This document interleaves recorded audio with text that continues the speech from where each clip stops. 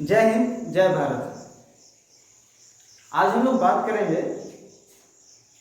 गांधी जी के सपने के बारे में, क्योंकि कल ही हम लोग स्वतंत्रता दिवस मनाए।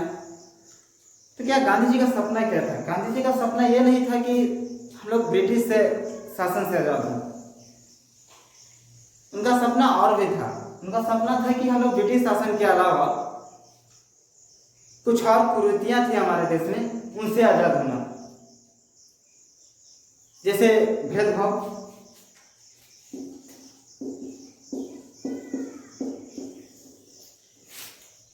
भेदभाव से हम लोग आजाद हुए हैं क्या? जवाब आएगा नहीं। यानी अगर बात किया जाए गांधी जी के अनुसार तो फिर हम लोग आजाद नहीं हैं। क्योंकि बहुत बड़ा सवाल उठता है कि यार सच में हम आजाद हैं? हाँ, हम लोग अंग्रेज से आजाद हो गए, हम लोग ब्रिटिश से आजाद हो गए, ब्रिटिश शासन से आजाद हो गए, लेकिन और भी बहुत चीजें हैं जिनसे आजाद होना भी बाकी है। इससे सबसे पहला हम लोग आता है भेदभाव, क्योंकि भेदभाव आजादी के पहले भी होता था और आज भी होता है। और भेदभाव सिर्फ एक दो आधार नहीं है, बहुत सारे आधार पे हम हमारे देश में भेदभाव होता है। जैसे अगर सबसे पहले हम लोग बात करते हैं तो धर्म के आधार पे,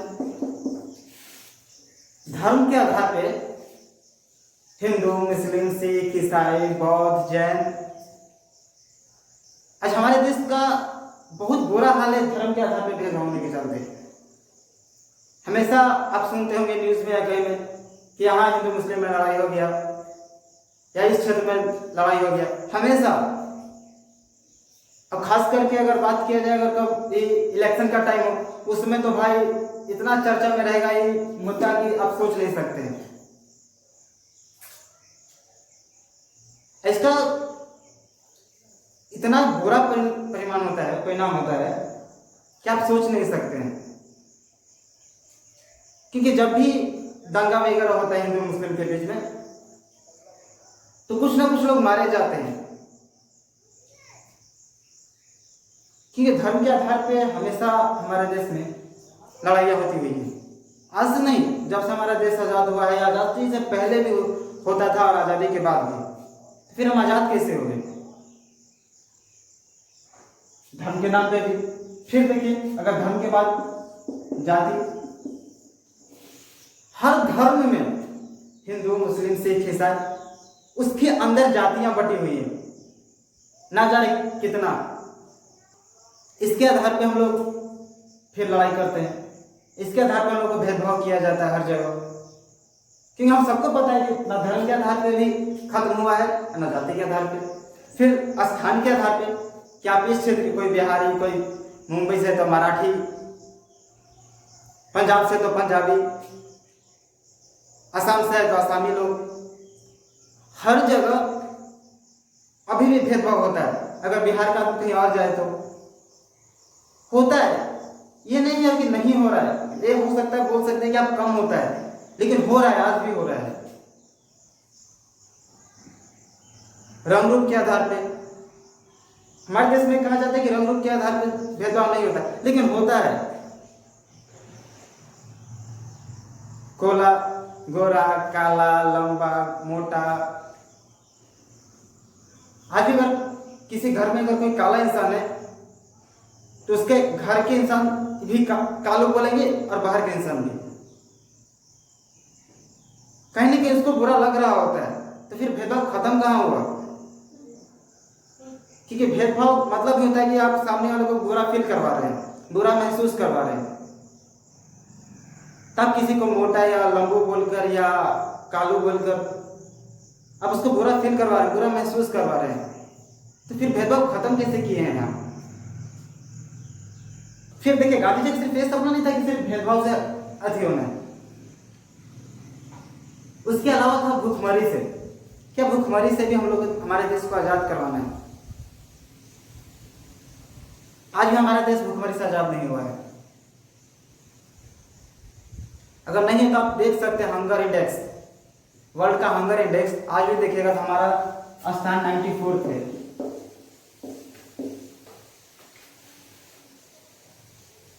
जब इंडेक्स देखिएगा तो आपको पता चलेगा कि हाँ, कितना ज्यादा खराब हालत है भूखमरी हमारे देश का। जबकि भुखमरी को कम करने के लिए ना जाने कितने सारे योजनाएं बन रही हैं सरकार के द्वारा, फिर भी हमारे देश में स्थान की 94th स्थान है हमारा देश हंगर इंडेक्स में। हम लोग देखिए कि धर्म के आधार पर हो रहा है, जाति के आधार पर हो रहा है भेदभाव, रंग रूप के आधार पर ये भी भेदभाव हो रहा है, स्थान के आधार पर भेदभाव हो रहा है, लिंग के आधार पे, जेंडर के आधार पे, जेंडर के आधार पे भी हमारे देश में आज भेदभाव होता है और बहुत ज्यादा होता है मेल फीमेल के रूप में। इतना ज्यादा हो रहा है कि आप सोच नहीं सकते हैं। अगर इसका अनुमान लगाना है तो एक तरीके से अनुमान लगा सकते हैं कि हमारे देश का जो टोटल जीडीपी है, हमारे देश का टोटल जीडीपी का 6 से 7% इनकम सिर्फ महिलाएं देती हैं, जबकि महिलाएं हैं कितने परसेंट? 48%।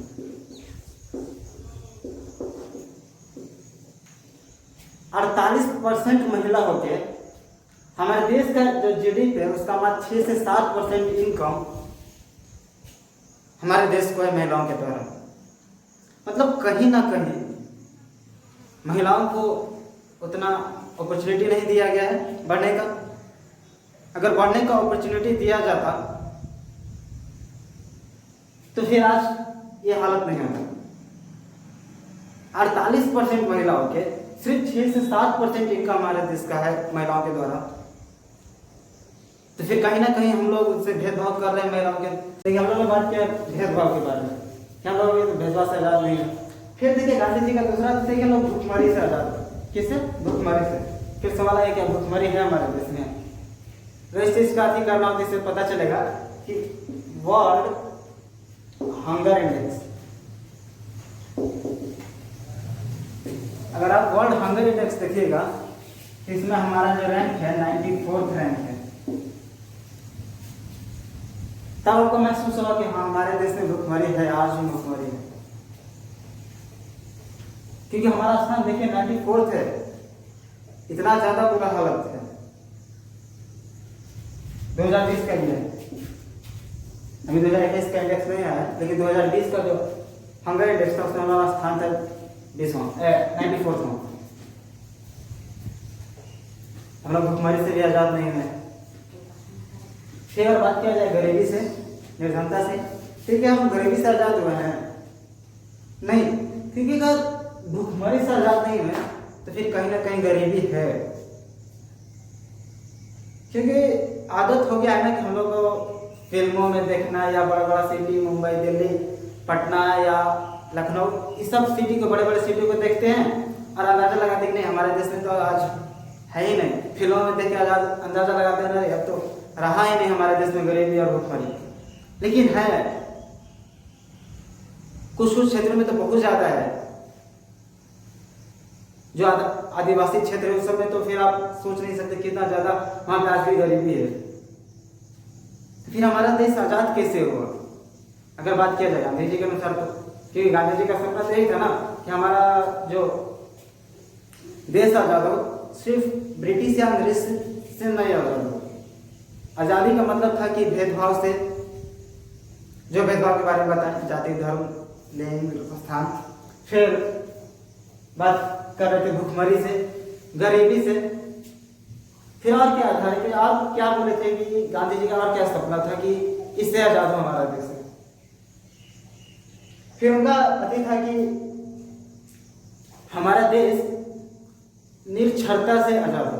निरक्षरता यानी शिक्षित हो हमारा देश, निरक्षरता यानी एजुकेशन की शिक्षा सबको प्राप्त हो। क्या सच में शिक्षा सबको प्राप्त हो रहा है सही से? आपको कहीं ना कहीं इस चीज का जरूरत है, पता चलेगा कि नहीं, ये जवाब आएगा कि नहीं, नहीं मिल रहा है। क्योंकि आज भी हर सरकारी स्कूल में, चाहे किसी भी स्टेट में हो, एक दो स्टेट की अगर बात छोड़ दिया जाए तो लगभग स्टेट के सरकारी स्कूलों का इतना बुरा हालत है, इतना बुरा हालत है कि वहाँ के खुद का टीचर जो सरकारी स्कूल में पढ़ा रहा है वो अपने बाल बच्चों को वहाँ नहीं भेजता है। अगर शिक्षा का वहाँ पे जो गुणवत्ता है वो सही होता तो फिर वो अपनी बाल बच्चों को भी भेजता वो शिक्षक, लेकिन नहीं भेजता, प्राइवेट स्कूलों में भेजता है। इसका मतलब कहीं ना कहीं जरूर निकलता है इस चीज का कि आज भी सरकारी स्कूलों में अच्छा नहीं पढ़ाया जा रहा है। और बात किया जाएगा प्राइवेट स्कूल का, तो हाँ प्राइवेट स्कूल में पढ़ाया जाता है सही, सबको पता है, लेकिन क्या सब इंसान प्राइवेट स्कूल में पढ़ा सकता है आज? नहीं, सबको उतना इनकम नहीं है कि सरकारी स्कूल छोड़ के प्राइवेट स्कूल में सबको पढ़ाया जाए।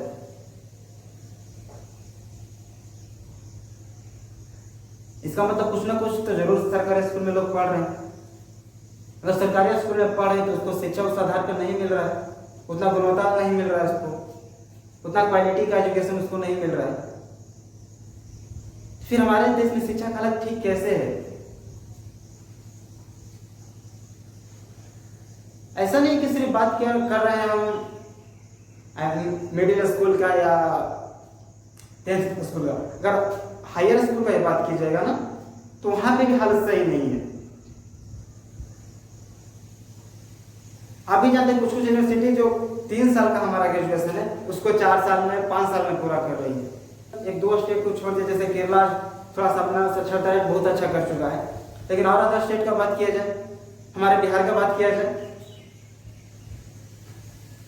इतना खराब अगर आप साक्षरता रेट देखिएगा बिहार का कि आप सोच नहीं सकते। उसमें भी साक्षरता रेट की अगर बात करते हैं तो उसमें योजना के थ्रू सबको सिर्फ साइन करने के लिए सिखाया गया था, उससे साक्षरता रेट बढ़ाया गया है। इंडेक्स का बात कर रहे हैं कि ह्यूमन डेवलपमेंट इंडेक्स HDI, मानव विकास सूचकांक। ऐसे समझ में नहीं आ रहा कि क्या है ह्यूमन डेवलपमेंट इंडेक्स, तो आप ऐसे समझ सकते हैं कि इसको 3 आधार पर बनाया जाता है। इस इंडेक्स को, इस सूचकांक को, इसको बनाती है UNDP, एक संस्था है, वही इस चीज को जारी करती है, सूचकांक को जारी करती है।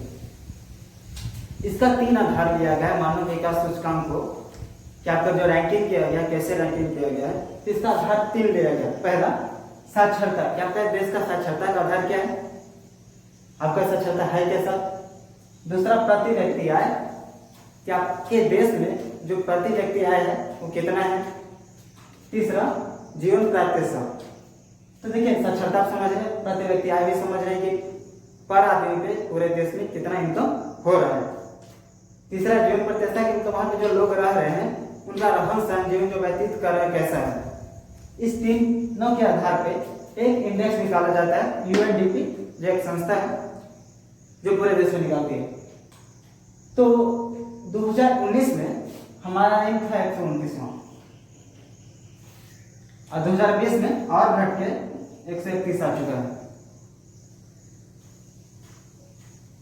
सूची की इस 3 आधार पर आपको पता चलेगा। अगर इंडेक्स से नहीं पता चलेगा ये क्या कहना चाह रहा है, लेकिन आधार तो पता चला ना कि जो सूचकांक दिया गया, जो इंडेक्स दिया गया, किस आधार पे दिया गया है। तो आधार दिया गया साक्षरता, जीवन प्राप्यता और प्रति व्यक्ति आय। मतलब कहीं ना कहीं तीनों का जो स्थिति हमारे देश में खराब है। अगर ये खराब है तब तो हमारा रैंक इतना ज्यादा खराब है।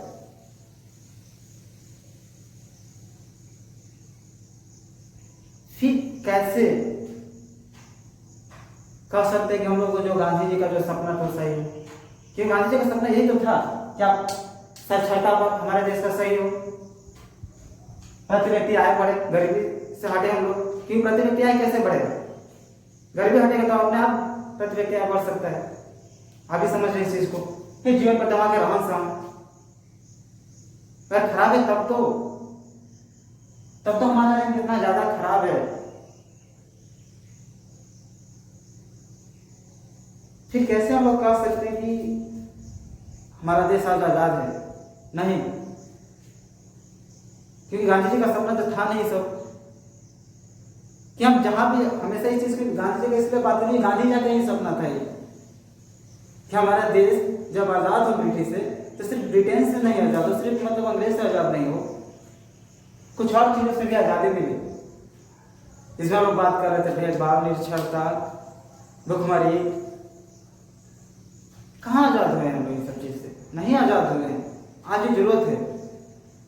फिर एक चीज़ और है, जिन्होंने गांधी जी ने कहा था कि महिलाओं के उत्थान के बारे में,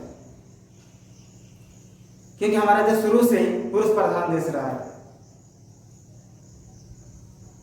यानी पुरुष प्रधान देश है, तो इसका मतलब कहीं ना कहीं चीज इतना जरूर पता चलता है कि महिलाओं को नीचे रखा गया है हमारे देश में शुरू से ही। फिर क्या आज ऐसा है? हाँ, आज भी ऐसा है।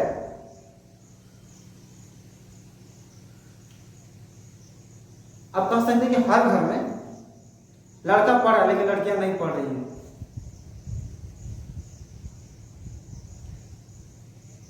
लड़कों को पढ़ाया जाता है कि हाँ लड़का पढ़ेगा, लेकिन लड़कियों को नहीं पढ़ाया जाता है। अगर पढ़ाया जा रहा होता तो आज इतना ज्यादा दिक्कत नहीं होता लड़कियों को हर क्षेत्र में। क्योंकि अभी तो हम कुछ देर पहले इनकम की बात जब कर रहे थे, तो हमारे देश का जो इनकम है प्रति व्यक्ति महिलाओं का जो है वो बहुत कम है